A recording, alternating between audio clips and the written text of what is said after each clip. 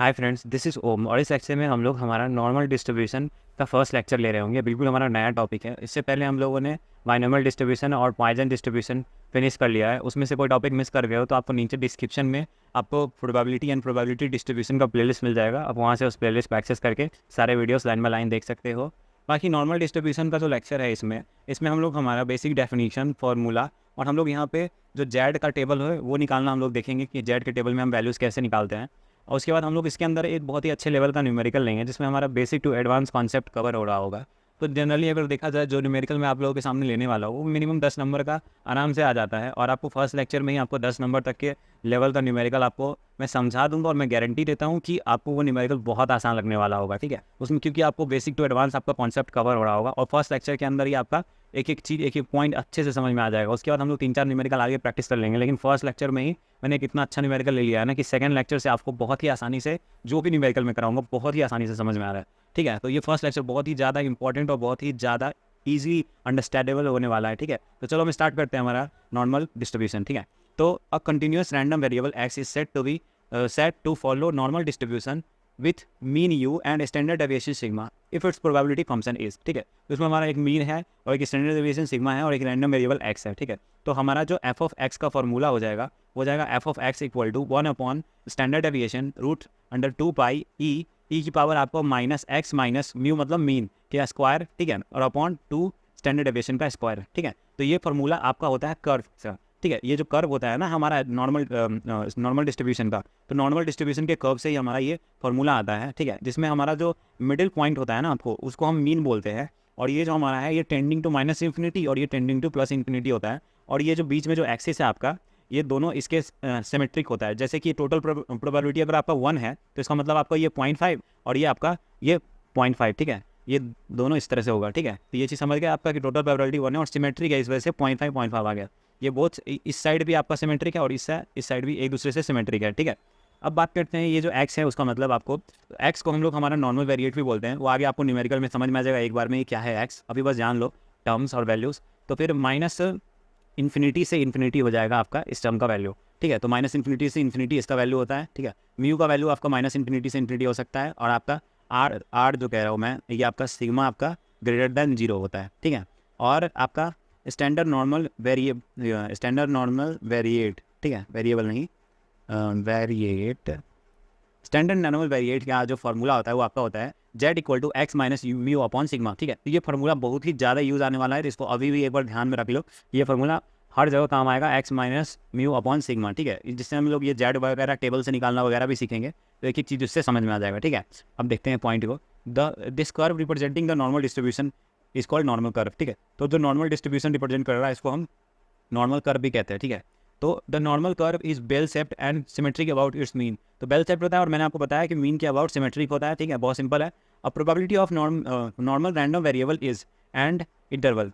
तो जो आपका प्रोबेबिलिटी है जैसे कि एक्स, ये कैपिटल एक्स अगर आपका x1 और x2 के बीच में है तो आपका इंटीग्रल x1 टू x2 आपका वैल्यू हो जाएगा 1 upon standard deviation upon root 2 by e की power minus x minus mu whole square और ये 2 अपॉन 2 सिग्मा स्क्वायर। ठीक है, डी एक्स सिग्मा क्या है हमारा यहाँ पे स्टैंडर्ड डेविएशन। ठीक है, तो देखो ये बेसिक तुम्हारा आपका ये बेसिक थ्योरी था, फॉर्मूला था, ये सब मैंने बता दिया। ठीक है, और देखो इससे क्या हुआ, इससे आपको फॉर्मूला वगैरह बताया पर इससे आपको ऐसा समझ में नहीं आएगा क्वेश्चन वगैरह कैसे करते हैं और क्या इसका। एक क्वेश्चन करेंगे जो छूट भी गया होगा कुछ भी होगा ना, एक क्वेश्चन करने के बाद इस क्वेश्चन को करने के बाद ना आपको इस टॉपिक में कोई डाउट होगा तो बताना। मैं इस बात की गारंटी देता हूँ कि मैं हर एक पॉइंट को इस न्यूमेरिकल के अंदर कवर कर रहा हूँ क्योंकि ये न्यूमेरिकल 3 पार्ट में बटा हुआ है। ठीक है, बेसिक मीडियम एडवांस। ठीक है, मतलब आपको एक ही क्वेश्चन के अंदर आपको पूरा का पूरा नॉलेज मिल रहा होगा। ठीक है, तो देखो एक्स इज और normal variate with mean 30 and S D equal to 5 find the probability that.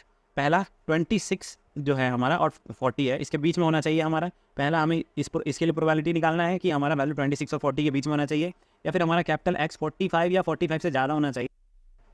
तो ये जो पार्ट है हमारा x माइनस 30 और ये जो mod greater than equal to 5 है ये आपका सबसे ज़्यादा इंपॉर्टेंट होगा यहाँ पे। ठीक है, तो देखो इस न्यूमेरिकल में मैंने आपको जैसा बताया था बेसिक मीडियम और एडवांस, तो ये एडवांस वाली चीज़ भी आपको अगर समझ में आ गई तो समझ लो कि नॉर्मल डिस्ट्रीब्यूशन का आप आगे जो भी न्यूमेरिकल आएगा उसको आप बहुत ईजिली समझ लोगे और कर लोगे उसको आसानी से, कोई भी न्यूमेरिकल आ गया। ठीक है, तो देखो इस बात पर एक लाइक तो बनता है और प्लीज़ अब तक सब्सक्राइब नहीं किया तो प्लीज़ सब्सक्राइब कर देना। ठीक है, आप लोग के सपोर्ट से ही हमारा थोड़ा सब्सक्राइबर बढ़ जाए, क्योंकि अभी सब्सक्राइबर ग्रोथ बहुत ही कम है, व्यूज़ अच्छे आ रहे हैं पर सब्सक्राइबर कम है। इसका मतलब आप में से कई लोगों ने अब तक सब्सक्राइब नहीं किया यार, प्लीज़ सब्सक्राइब कर दो। अभी हमारा गर्मी का मौसम आ गया हुआ है, अभी फ़ैन कूलर दोनों ऑफ है, मैं आप लोग के लिए वीडियो शूट कर रहा हूँ, पूरा टी शर्ट वगैरह मेरा भीग चुका है, मैं आप लोग के लिए तो इतनी मेहनत कर रहा हूँ, तो प्लीज़ सपोर्ट करो, प्लीज़ सब्सक्राइब करो। बाकी हम लोग आते हैं हमारे सॉल्यूशन के ऊपर। तो देखो हमारा सॉल्यूशन है given mean equal to 30 and sigma equal to 5, ठीक है। तो हमें क्वेश्चन में आपको मीन 30 दे रखा है और सिग्मा आपको 5 दे रखा है, ठीक है। तो जैसा कि मैंने आपको बताया था स्टैंडर्ड नॉर्मल वेरिएट जेड, जिसका फॉर्मूला होता है हमारा capital x minus mu upon sigma equal to x minus 30 upon 5, ठीक है। तो ये 30 क्या है हमारा म्यू, क्योंकि देखो डायरेक्ट यहाँ पे दिख रहा है ना, वो क्वेश्चन से आप पता लगा लो म्यू और सिग्मा, तो ये आपको 30 और ये अपॉन 5, ये एक्स को आप ऐसे ही लिखोगे और आगे क्या काम आएगा कैसे आएगा वो सब अभी एक एक चीज़ आपको समझ में आ जाएगा। तो हमें प्रोबेबिलिटी 26 से 40 के बीच में चाहिए, जिसमें हमारा ये तो आपको 26 से ग्रेटर देन भी और इक्वल टू है भी है, ठीक है। तो ये चीज़ आप समझ गए। तो देखो 26 से 40 के बीच में, तो पहले हम क्या करेंगे, पहले हम जेड को निकाल लेंगे जब एक्स इक्वल टू 26 है, ठीक है। फिर हम जेड को निकाल लेंगे जब हमारा एक्स इक्वल टू 40 है, ठीक है। तो बेसिक आपको एक नॉलेज दे रहा हूँ कि पॉइंट टू पॉइंट कैसे किसी भी न्यूमेरिकल को सॉल्व करोगे आप नॉर्मल डिस्ट्रीब्यूशन के। तो आप एक एक चीज़ बस ध्यान से देखते जाओ और इसके बाद आपका एक एक पॉइंट आपका अच्छे से क्लियर हो जाएगा। तो आपको यहाँ पे सेम स्टेप्स अप्लाई करने हैं, जैसे आपका एक्स है या आपका 26 है, तो एक्स की जगह बस 26 पुट करो इस इक्वेशन में जो आपका यहाँ पे दिया हुआ है एक्स माइनस 30 अपॉन 5, तो इसको 26 पुट किया तो यहाँ आया हमारा -0.8, ठीक है। And also when x equal to 40, जब एक्स इक्वल टू 40 है हमारा, तो z equal to 40 minus 30 upon 5, ठीक है। तो ये हो जाएगा हमारा 10 अपॉन 5, जो कि हमारा वैल्यू 2, ठीक है। तो इससे हमें एक्स इक्वल टू 26 के लिए भी पता चल गया और 40 के लिए भी पता चल गया, ठीक है। तो देखो इसमें क्या होता है ना, ये आपको नॉर्मल वेरिएट के फॉर्म में दे रखा है एक्स, ठीक है। इसको हम एक्स को नॉर्मल वेरिएट बोलते हैं। अब इसको हम क्या करेंगे, इसको हमें अगर ये एक्स की जगह जेड लिखना है तो इसको हमें कन्वर्ट करना होगा स्टैंडर्ड नॉर्मल वेरिएट में। और स्टैंडर्ड नॉर्मल वेरिएट में कन्वर्ट करने के लिए क्या करना होता है, अब जैसे यहाँ पे तुम्हारा 26 दे रखा है और यहाँ तुम्हारा 40 दे रखा है, तो तुमने जो स्टैंडर्ड नॉर्मल वेरिएट जेड की वैल्यू फाइंड आउट करी है, उसके जगह तुम क्या करोगे, इन वैल्यूज़ को डालोगे। जैसे 26 के लिए तुमने फाइंड आउट किया था कि तुम्हारा -0.8 है, ठीक है। तो 26 के लिए यहाँ पे -0.8 लिख दिया तुमने।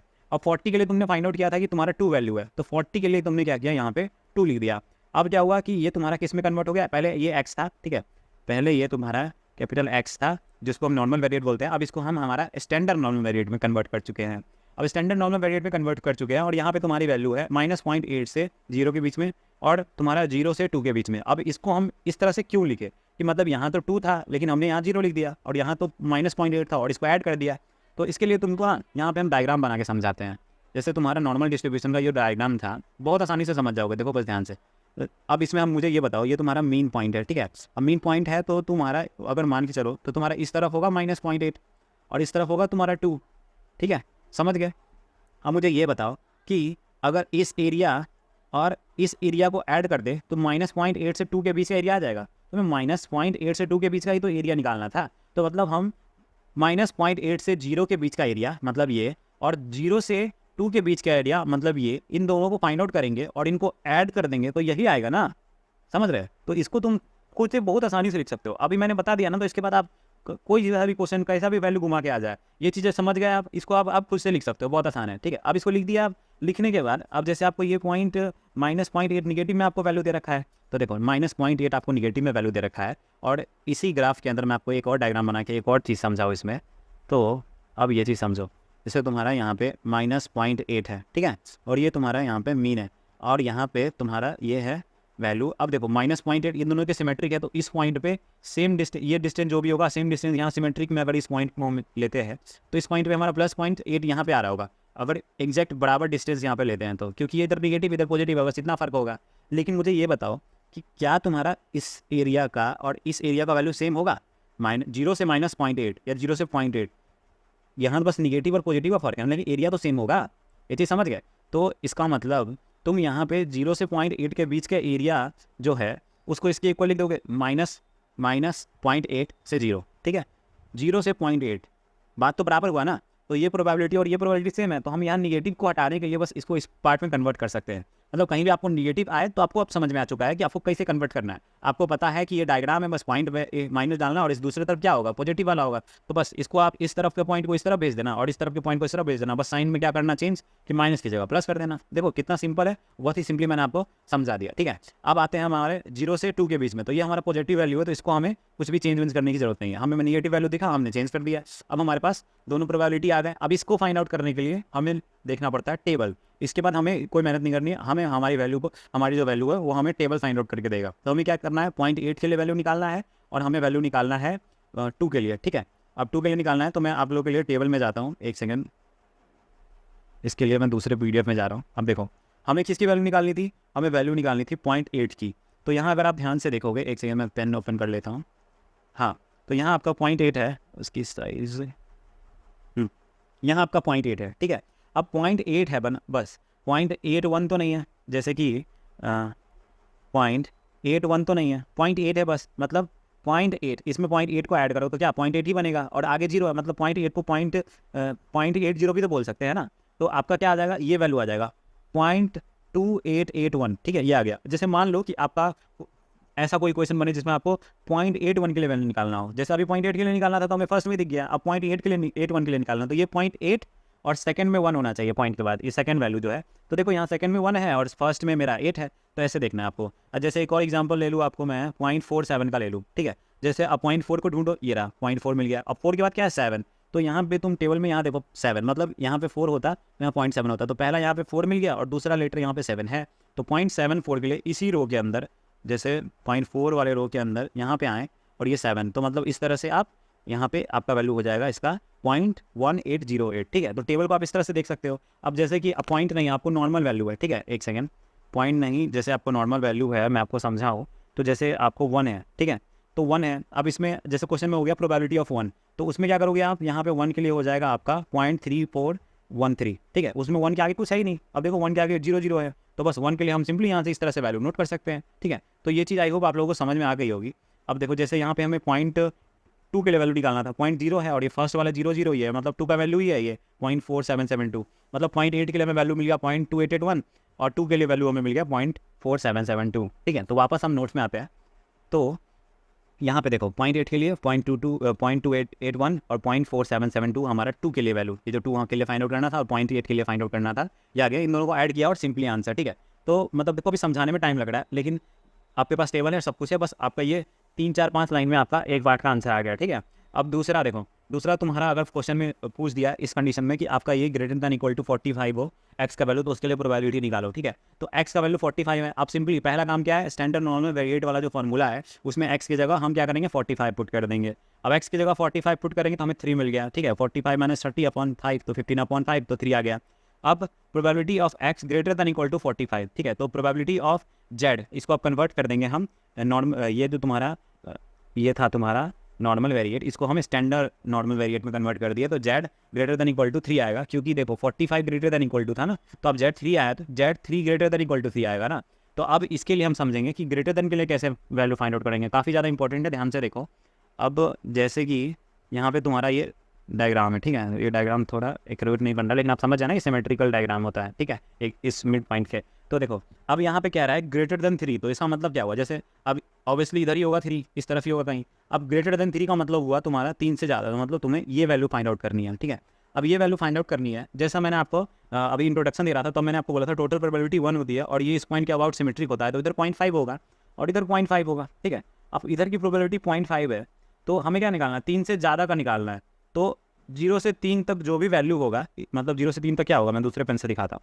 0 से 3 तक तुम्हारी ये वैल्यू होगी, ठीक है। अब 0 से 3 तक अगर तुम 0.5 में से माइनस कर देते हो, ये पूरा 0.5 है, इसमें से तुम 0 से 3 तक मतलब ये वाली वैल्यू तुम यहाँ से हटा दे रहे हो, ठीक है, ये वाली वैल्यू, तो तुम्हारे पास बचेगी क्या, ग्रेटर देन 3 बचेगी ना, समझ गए। अब ग्रेटर देन 3 बचेगी तो 0.5 में से तुम प्रोबेबिलिटी ऑफ 0 to 3 माइनस कर दोगे इतने पार्ट को। तो वही हमको यहाँ साफ साफ डायग्राम से दिख रहा है कि हमें ये करना है, और ये आप लोगों को बहुत ही सिंपली आइडिया लग जाएगा। अब 3 के लिए हम टेबल से वैल्यू देख लेंगे, चलो वापस टेबल में आते हैं। अब देखते हैं 3 के लिए हमें क्या दे रखा है, ठीक है। तो 3 पे आते हैं हम लोग, तो 3 के लिए हमें वैल्यू दे रखा है 0.4987, ठीक है, 0.4987। तो 3 के लिए वैल्यू हमें दे रखा है, एक सेकेंड, हाँ 0.4987। तो इसको दोनों को आप यहाँ सब्ट्रैक्ट करोगे तो आपको सिंपली वैल्यू मिल जाएगी 0.00313, ठीक है। तो ये आपका सेकंड पार्ट का आंसर हो गया, ठीक है। तो बहुत आसानी से हम लोग सेकंड पार्ट भी कर लिए हैं। अब आते हैं हमारे थर्ड पार्ट के ऊपर। थर्ड पार्ट है हमारा, ये सबसे ज़्यादा इंपॉर्टेंट है और बहुत ही ज़्यादा, मतलब इसके बाद तो आपको बिल्कुल क्लियर ही हो जाएगा प्रोबेबिलिटी डिस्ट्रीब्यूशन। ये पार्ट करने के बाद ये डायग्राम वगैरह तो और ज़्यादा क्लियरिटी से समझ जाओगे। अब जैसे तुम्हारा यहाँ पे है mod x - 30 और ये है तुम्हारा ग्रेटर देन इक्वल टू 5, ठीक है। तो इस मॉड को पहले सॉल्व करते हैं, ठीक है, इस मॉड को सॉल्व करते हैं, फिर हमें चीज़ें ज़्यादा समझ में आएंगी, ठीक है। तो मॉड को सॉल्व करने के लिए ये तुम्हारा पेज नंबर है 34 ना। तो इस मॉड को सॉल्व करने के लिए मैं लास्ट पेज में आ जाता हूँ क्योंकि वहाँ पे जगह नहीं था ना। तो मॉड था हमारा x minus 30 mod greater than 5 था, ठीक है, ये था। अब आते हैं पॉइंट पे। तो देखो पहले तो हम मॉड को ओपन करेंगे तो ये वैल्यू होगा मेरा x माइनस 30 ग्रेटर देन तुम्हारा 5, और मॉड हटाते हैं तो प्लस और माइनस में ओपन होता है ना। और दूसरा आएगा तुम्हारा माइनस x माइनस 30 ये 5, ठीक है, ये आ गया। अब मुझे ये बताओ कि तुम्हारा जो ये वैल्यू है x, इसको हम उस तरफ भेजेंगे -30 को, तो इधर क्या हो जाएगा +30, तो ये हो गया तुम्हारा x ग्रेटर देन 35, ठीक है, ये हो गया। अब दूसरा वैल्यू है तुम्हारा माइनस वाला, ठीक है। अब ये हो गया -x माइनस 30, इस तरफ मैंने दोनों तरफ माइनस मल्टीप्लाई किया। अब बोथ साइड जब निगेटिव माइनस कर रहे होते तो मतलब हम लोग पूरा सिनेरियो चेंज कर रहे हैं, दोनों तरफ निगेटिव मल्टीप्लाई कर रहे हैं, तो मतलब हमारा साइन ऑब्वियसली चेंज होगा। ये हमारा यहाँ पे ग्रेटर देन था पर ये हमारा लेस देन में कन्वर्ट हो जाएगा क्योंकि बोथ साइड हमने माइनस मल्टीप्लाई कर दिया है, ठीक है। अब वो साइड माइनस मल्टीप्लाई कर दिया है तो यहाँ पे तुम्हारा ये -5 आएगा ना, और यहाँ पे तुम x less than equal to यहाँ पे इधर गया +30 आएगा इधर आके, तो +30 -5 तो क्या गया 25। तो इसका मतलब तुम अगर डायग्राम बनाओ 25 यहाँ पे आएगा तुम्हारा और यहाँ पे आएगा तुम्हारा 35, ठीक है। ये हमने नॉर्मल लाइन बनाया, इसमें हमारा 25 वैल्यू पहले आएगा फिर 35 आएगा। अब यहाँ पे कह रहा है कि x तुम्हारा 35 से ज़्यादा होना चाहिए, मतलब 35 से ज़्यादा मतलब इस तरफ 35 से ज़्यादा इन्फिनिटी तक, ठीक है, 35 से ज़्यादा कुछ भी हो सकता है यहाँ, इससे पता चल रहा है। और ये कह रहा है मेरा कि मेरा 25 से कम होना चाहिए। अब 25 से कम होना चाहिए मतलब 25 यहाँ पे और इससे कम मतलब इस तरफ -इन्फिनिटी तक चलते जाओ, ठीक है, यहाँ तक चलते जाओ। तो मतलब हमें वैल्यू किसके लिए फाइंड आउट करनी है इस केस में हमें वैल्यू किसके लिए फाइंड आउट करनी है, हमें पता चल गया ना कि हमें 25 से कम मतलब ये चाहिए और 35 से ज़्यादा ये चाहिए। ये दोनों वैल्यू को निकाल के ऐड कर दिया तो हमारा आंसर आ जाएगा इस पार्ट का। लेकिन अब 35 से इन्फिनिटी तक और 25 से इन्फिनिटी तक इसको निकालना टफ है, ठीक है। तो क्या हम टोटल प्रोबेबिलिटी 1 होता है, ठीक है, क्या हम 25 से 30 के बीच का निकाल दे, एक सेकंड मैं इसको दूसरे पेन से करता हूँ, क्या हम इसको इस बीच का, एक सेकंड ये गंदा सा बना दिया मैंने, तो मैं आपको 25 से 35 का वैल्यू निकाल दूँ और इसको मैं माइनस कर दूँ आपका, इसको मैं 1 में से माइनस कर दूँ, ठीक है। अब इस एरिया को जब 1 में से माइनस करूँगा तो बचेगा क्या, तो 1 में से माइनस करते ही ये वाला पार्ट बच जाएगा और ये वाला पार्ट बच जाएगा, तो हमें यही पार्ट तो आंसर में चाहिए। तो 1 में से इस पार्ट को माइनस करो और हमें इस पार्ट का आंसर मिल जाएगा, ठीक है। तो वापस हम आते हैं हमारे न्यूमेरिकल पे और इसको बहुत ही ईजिली अब मैं समझा पाऊँगा आपको, ठीक है। इसको समझाने के बाद अब आपको पता चल चुका है आपको 25 से 30 के बीच का वैल्यू निकालना है। अब 25 से 30 के बीच का वैल्यू निकालना है तो इसमें देखो x क्या है आपका 25 और ये आपका x है 35, तो x minus mu upon sigma के फार्मूला में अगर आप 25 पुट करोगे तो आपको z की वैल्यू मिलेगी -1 और 35 पुट करोगे तो आपको z की वैल्यू मिलेगी 1, ठीक है। अब तो बहुत अच्छे समझ में आ चुका है, तो आप लोग आराम से फाइंड आउट कर सकते हो। तो अब ये था हमारा नॉर्मल डिस्ट्रीब्यूशन, इसको नॉर्मल वेरिएट, और ये इसको हम कन्वर्ट करेंगे हमारा स्टैंडर्ड नॉर्मल वेरिएट में। तो ये आपका -1 और ये आपका 1, ठीक है। तो इसको हम यहाँ कन्वर्ट करके लिख दिए। अब लिखने के बाद अब एक और चीज़ समझो यहाँ पे कि आपको यहाँ पे -1 से 1 के बीच का हमें प्रोबेबिलिटी निकालने को कह रहा है। फिर से डायग्राम बनाएंगे, ठीक है। अभी देखो, अभी मैं बार बार बना रहा हूँ लेकिन आपके लिए ये चीज़ ना समझने के बाद इतना आसान हो जाएगा, बहुत जल्दी कर लोगे। तो अभी देखो टाइम लग रहा है क्योंकि बहुत ही इंपॉर्टेंट है, बहुत ही अच्छा है और उसको समझाना पड़ रहा है, इसलिए टाइम लग रहा है। खुद से करोगे तो आपको पता है, ये देखो खुद से करोगे तो ये -1 आप सोचोगे यहाँ पे 1 होगा, ये हमारा मिड वैल्यू है। अब बताओ ये 0 से 1 के बीच का जो एरिया होगा वही ना -1 से 20 का जो एरिया होगा वही ना तुम्हारा 0 से 1 के बीच का एरिया होगा, क्योंकि सिमेट्रिक होता है ना इस मिड पॉइंट के, तो वही एरिया होगा। तो हम 2 × 0 से 1 को मल्टीप्लाई कर देते हैं तो हमारा ये पूरा एरिया वैसे ही आ जाएगा। तो 2 × 0 से 1, तो 2 × और टेबल में 1 के लिए वैल्यू होता है मेरा 0.3413, तो 2 × 0.3413 और आपका आंसर आ गया 0.6826। तो ये किसके लिए आया, ये आपका 25 से 30 के लिए आया, ठीक है। अब यहाँ देखो जल्दबाजी में हो सकता है, अब यहाँ पे कर लोगे कैलकुलेट, आपको लगे आपका आंसर आ गया, आप जल्दबाजी में भूल जाओगे कि आपको 1 में से इसको माइनस करना पड़ेगा। आप 1 में से इसको माइनस करोगे इस पार्ट को, क्योंकि हमें नीचे आपको जैसा मैंने बताया था हमें ये वैल्यू नहीं चाहिए लेकिन हमें बाकी वैल्यू चाहिए, इसलिए हम 1 में से माइनस करेंगे तो हमें बाकी की वैल्यू मिल जाएगी। तो 1 में से हम 0.6826 को माइनस किए तो हमें वैल्यू मिल गई 0.3174, ठीक है। तो आई होप आप लोगों को वीडियो अच्छे समझ में आया हो। काफ़ी मेहनत किया मैंने, बहुत अच्छे से समझ के आप लोगों को अच्छे से, जितना ज़्यादा अच्छे से हो सकता है मैं खुद समझाऊँ, और ये मैंने एनालिसिस किया है कि आप लोगों को कितना ज़्यादा अच्छे से समझा सकता हो, ठीक है। तो आई होप कि मतलब आप लोगों को समझ में आ गया हो, ठीक है। बाकी आज के लिए इतना ही, थैंक यू।